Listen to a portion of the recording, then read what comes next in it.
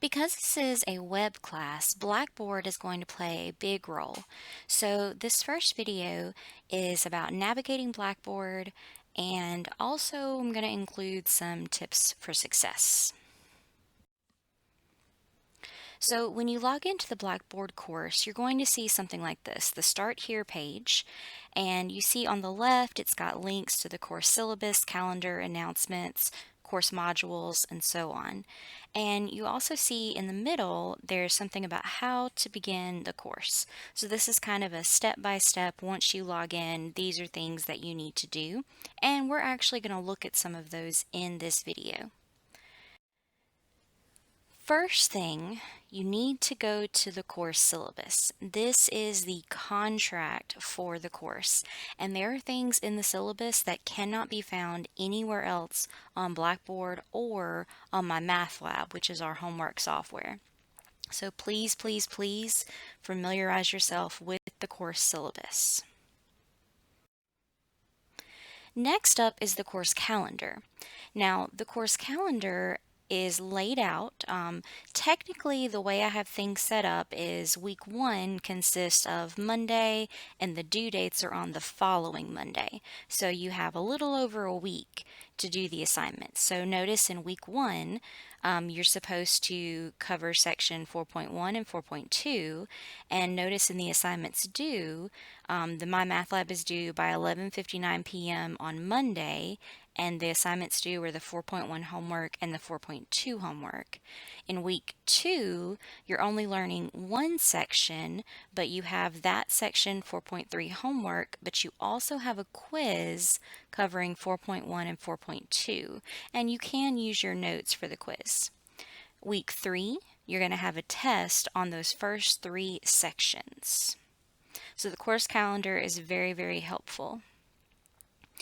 You also see announcements there. That's pretty self-explanatory. So let's move to course modules. When you click on course modules, this is what you're going to see. Now, module 0 is just the course overview. So technically module 1 represents week 1, module 2 represents week 2, test 1 represents week 3. So let's take a look at some of these modules and see what we have. So we're going to start with module 0, the course overview. When you click on that, this is what you're going to see. Now, I realize it's not very easy to see here, but you'll see a welcome from me, a little information about who I am and the way to contact me. You also see the link to the video that you're watching now. You see instructions for how to set up MyMathLab.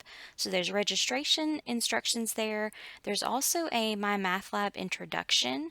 I know many of you may not have used Pearson products before, and so if you watch that PowerPoint, you'll be able to look at some tips and things like that to guide you along the way.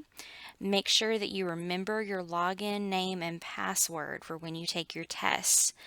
There's also some instructions for how to get help with MyMathLab. If you have problems with a math problem, I can help you. But if it's a technological problem, you're probably going to have to contact Pearson. And notice at the bottom of the page, there's a link to continue to Module 1. So you can either go back to course modules, or you can click here to go into Module 1. So this is what a traditional module for this class looks like. So Module 1 is systems of linear equations and augmented matrices. So you get the overview, you have a list of objectives for the week, and you also have a checklist that tells you everything you need to do. The videos are in the folders that are listed, and you have an option to continue to Module 2. And that just going to continue throughout the course. Sometimes the videos will be in folders, sometimes the videos will just be listed underneath. Now this is also a very important tab, scheduling your exams. So here, I couldn't fit the whole thing on one page, so we're going to look at this in 2 slides. There's the option to schedule your exam in person at the Distance Education Testing Lab in Oxford. Then there's also the options for how to schedule your exam at regional campuses. And at the bottom, there's how to schedule your exam through ProctorU, which is an online proctoring service that you can take your test at the location of your preference. You do need to have access to a camera, like a webcam, and good internet in order to use that. If you click on the links, you'll find more information, and there's also lots more information about these options in the syllabus, especially about ProctorU. Another thing you'll see under scheduling your exams is the testing windows. So for test one, I'll have the dates that DETL will be testing. So it'll be a range of about 3 days.